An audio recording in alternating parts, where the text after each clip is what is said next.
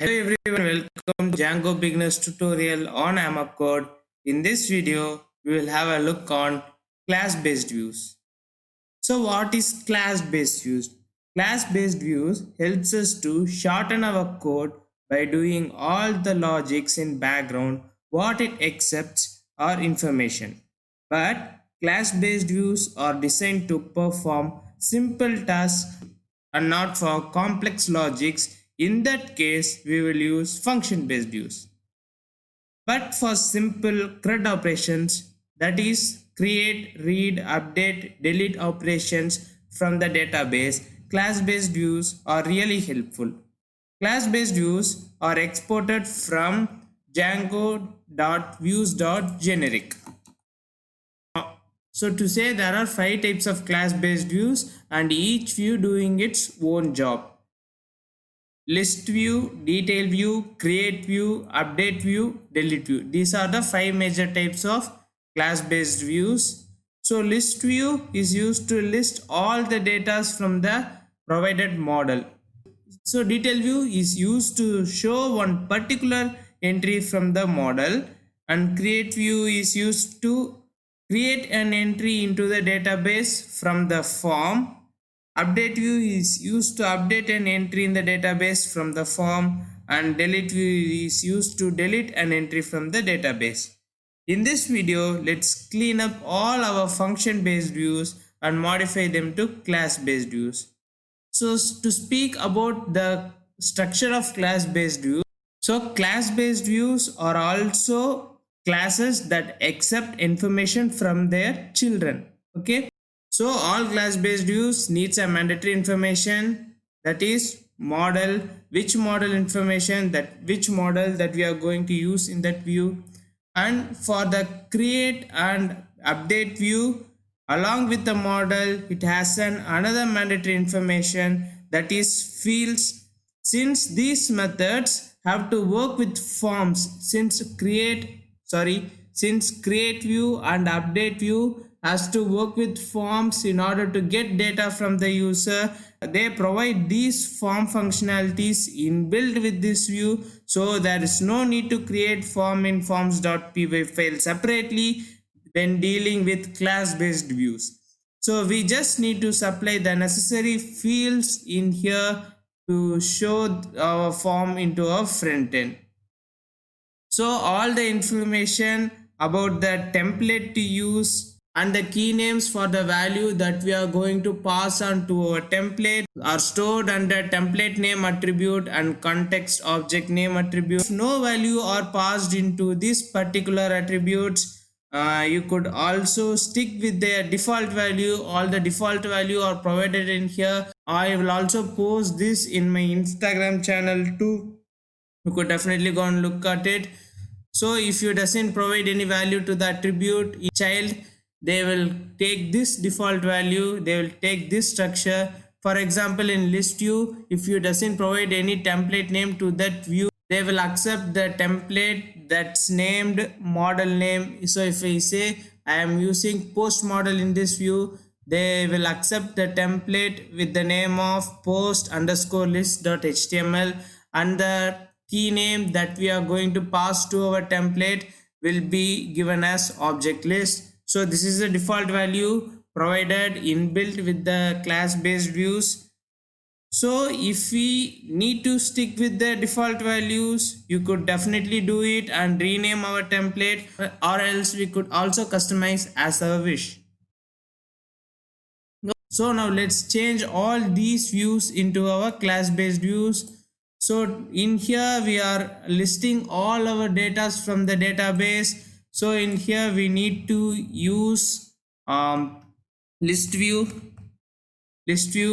In here we are displaying a particular data from the database, and in here we need to use detail view, and in here we are creating a new post, and here we need to use create view. So let me clear all these things. Let me create the child for the list view. So let me say post list,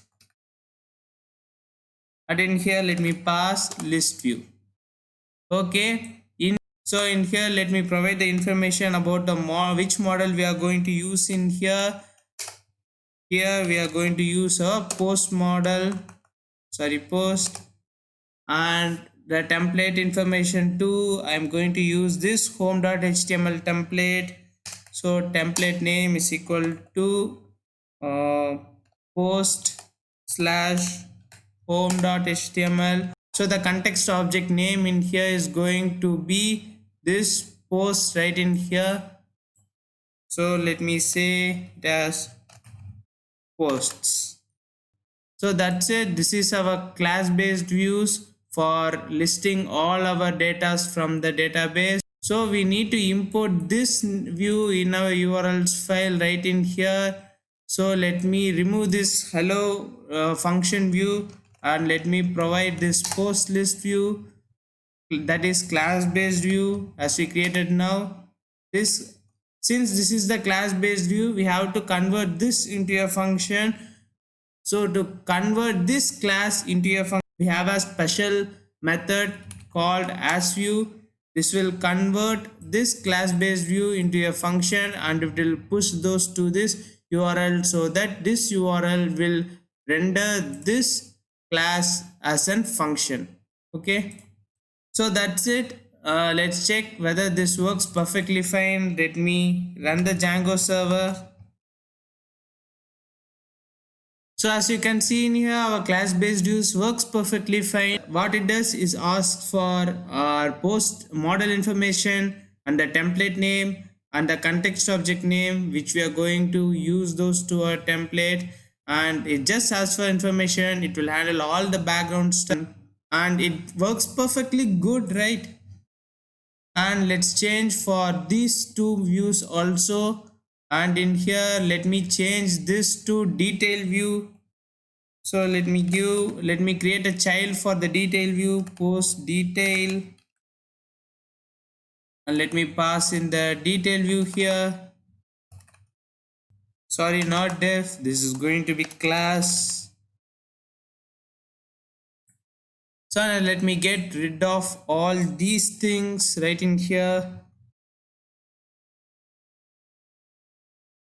And let me pass in the model information, which post model that we are going to use. And let me pass in the template name, post, and in here we are going to use post detail.html. And let me pass in the context object name. Context object name will be post. As you can see in here, it is going to be post. So that's it. Our post detail model is also ready. So in urls.py file, we are going to remove this and add in our class based view, post detail, and in here we need to use post detail. And as I said, since this is a class based view, we need to convert those into a function. Asview method will convert those classes into a function. Okay, now let's go to the server and check whether this works. As you can see, on clicking any such posts, it provides that post detail. So let me explain what's happening in background here. This post detail right in here accepts the PK or ID information from this URL in the name of PK. As we already give the variable name as PK, it doesn't show off any error. So if I give some other name like OK, for example, don't take it seriously. So if I could give a variable name of this kind, this post detail is not going to accept. This post detail view is already built that it should accept the primary key or ID variable only by the name of PK. So if I use this OK variable, it's not going to work. So let me show you that thing. So as you can see, attribute error. So since we provide the variable name as OK, it's not going to accept. So now it will work perfectly fine. So using that value in here and using this post information, it will get the particular value and it will enclose those within this key name, and it will push those to this template, and you could see it works perfectly fine. As you can see, it works perfectly fine. So that's how we will implement this detail view. So let me change this function view into a create view too. So in class post create, let me create a child for the create view. So that's it. So there's no need to know all these complex logics to create a post view. So with the help of class based views, so just we need to supply the model information. In here we are going to use model information. As I said, it's going to accept another mandatory attribute named fields, and this is going to contain which are all the fields that we are going to use in here. So we are going to use title field from the model, and author field, and content field. So that's it, I think so. Yeah, let me check this in form. Yeah, we are processing only these three values, so it's good. So let me move back to our view. So fields, and let me supply that template name in here. So this is going to be post slash create post.html. Yeah, I'm using this template. Since we are passing the form that we created in here to the front end, the context object name for the form is going to be the form.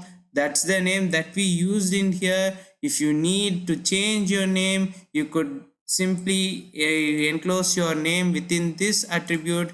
It will work perfectly fine. For now, I will leave it as default. So let me go and check this whether it works. So before doing that, I need to change this view right in here.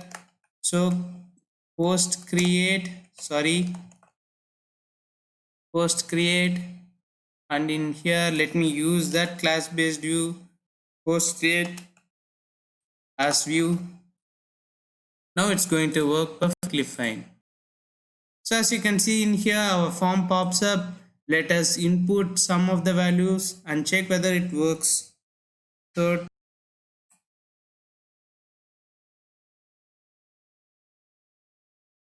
So in here we need to provide the redirect information to redirect our user on successful form submission. So let me provide that information too in here.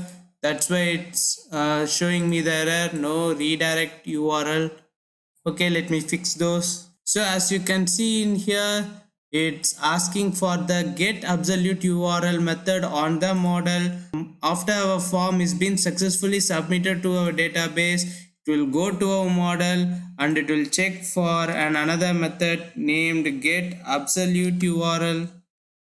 So in this method we will return the URL to which page does the browser needs to redirect the user on successful submission. So in here, as I said, we need to return the URL location on which page we need to redirect. So we could simply hard code the URL right in here.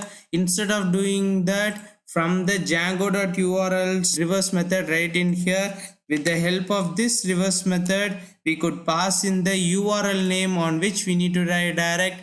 As I said, we are going to redirect our users to this home location. So let me pass in home in here, home. That's it. So this reverse method will provide our create view with the URL location for our home page. So that's it. Let's move on and refresh our page and check whether it works again. So as you could see, it's getting redirected to our home page, hello page, and in here you could see that information that's being provided two times in here, the same information, because during the first time when it show error, it's successfully submitted to the database. It doesn't know where to redirect our users. then it shows the error. So during that the data is being submitted, and when we refresh that page again, that logics will get run again, and all the data information will get stored once again to our database. This time it gets that redirect URL using this get absolute URL method. So in this tutorial we cleaned a lot much of code from our views.py file and converted those to our class based views. So we could save a lot of time and energy by using this class based views. It's really helpful when dealing with smaller logics and easy to do stuffs. So that's it for this video, guys. If you like this video, please give it a thumbs up, share it with your friends, subscribe to our channel, and please don't forget to press on the bell icon to get any instant notification from our channel. So see you again. Bye.